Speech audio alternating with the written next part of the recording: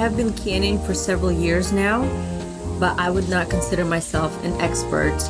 I got this recipe from the Pioneer Woman online, and I will be using all of her tips and tricks and following the recipe to the T.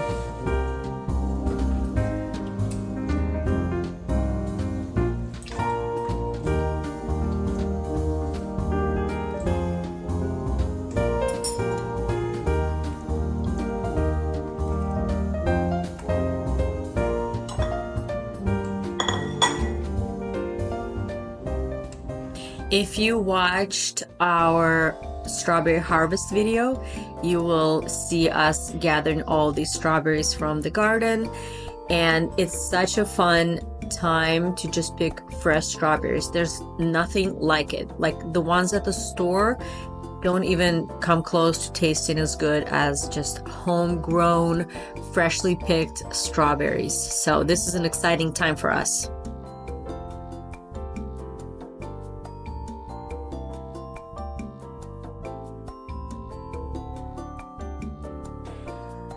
The recipe calls for 5 cups of mashed strawberries, so I thought it'd be easier to just put them in this dish and then just kind of with a potato masher, just kind of crush them a little bit. I could have used an immersion blender or something else, but I didn't want the strawberries to be mushy. Like I still wanted chunks for it to be strawberry jam. So I just realized that I did not follow the recipe to the T. In the recipe, she calls for 7 cups of sugar for the 5 cups of strawberries that she has. And so since I had 7 cups of strawberries, I would have had to use 9 cups of sugar. And that just seems a little extreme to me. So I just did a 1-to-1 ratio. So 1 cup of strawberries to 1 cup of sugar.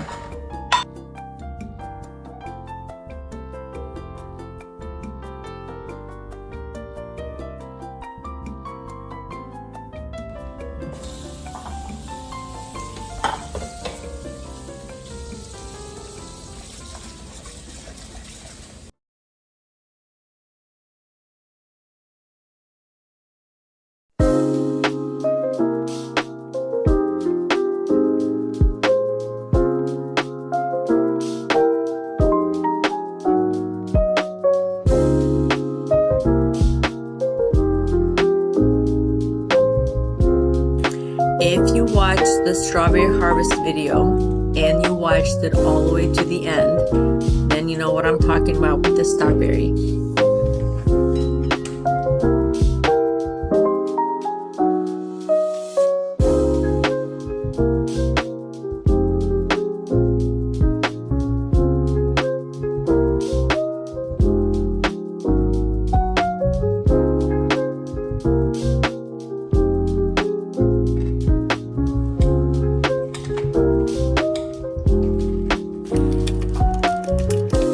Recipe calls for 5 cups of crushed strawberries, but I ended up using 7 cups just because I had extra strawberries on hand. But when I ended up canning them, the recipe was enough strawberries to equal 4 pint jars. And so since I did extra, I ended up having just a little bit extra, like a 5th jar, which, I ended up just putting it in the fridge and using it fresh.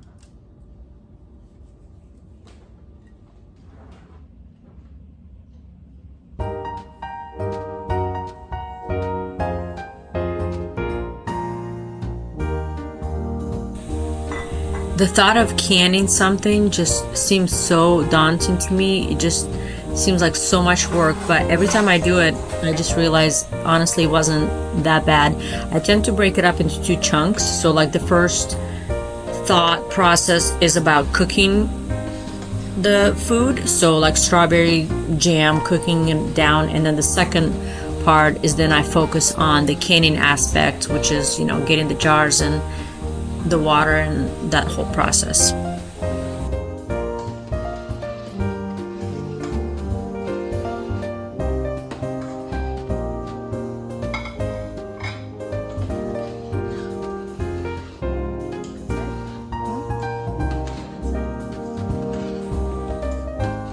In here, I'm teaching my daughter, telling her that I learned this trick from the pioneer woman.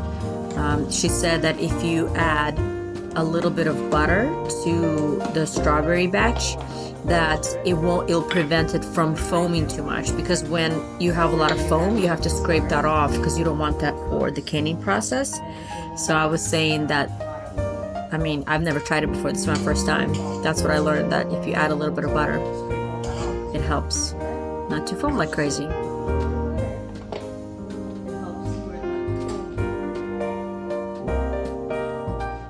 In the recipe, she said to use a pack of pectin, but mine didn't come in a pack. It just comes in a container like this. So I tried to look up in the back of the container for the directions of how much to use. So I ended up using a little bit more than 2/3 of a cup of pectin, but I don't even think I needed that much. And every time when I make jelly like that, you stir and stir it, and you think, oh, it's so liquidy, it's not thick enough to be, for jelly. But you have to realize that you have to let the mixture cool down, and that's when it's going to thicken. And plus you're going to can it still, so by then it definitely thickens a lot. Here I ended up using 6 tablespoons of lemon juice.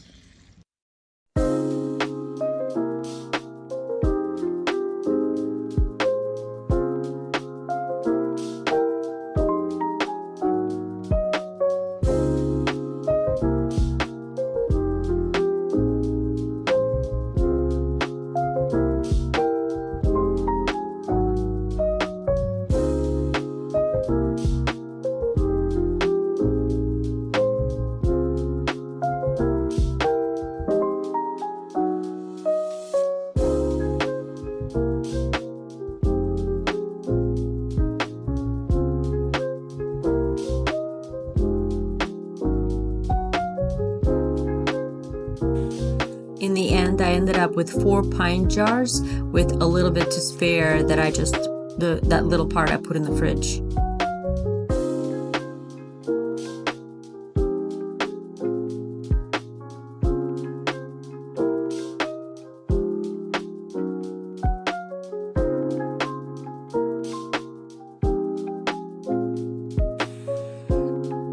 It's important to try to get all the air bubbles out. So I just use a knife to kind of poke in there up and down and make sure all the air bubbles are gone.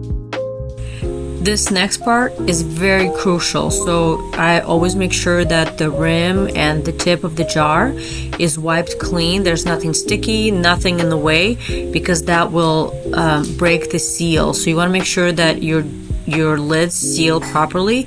You want to make sure that all of that is nice and clean. This part, I remember that I needed to put the canning lids in the warm water, so that way the rubber seal can warm up and then it would seal better on the jars. So while I was still wiping the jars, I had the lids in there warming up, and then I just take them out and put them back on.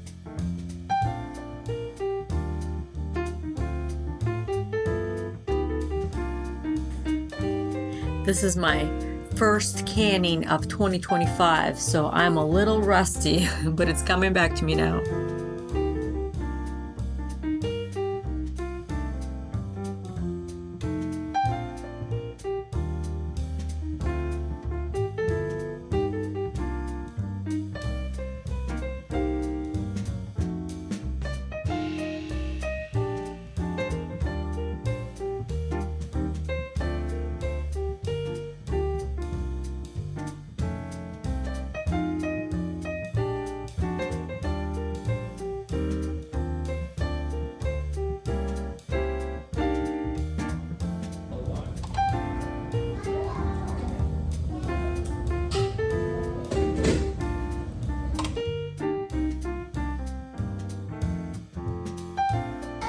I learned this trick to keep a teapot full of hot water on hand, so that way once you put the jars in the canner, and if you don't have enough water that needs to be above the cans, then you have a teapot full of hot water that you just add on, and that way the water's already hot and doesn't have to warm up.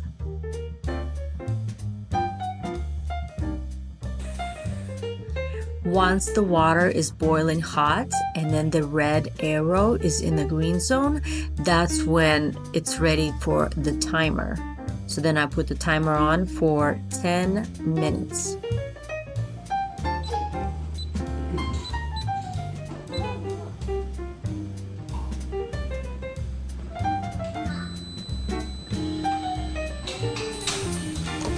Once the timer goes off, then you turn off the heat and take off the lid and put the timer on for 5 more minutes.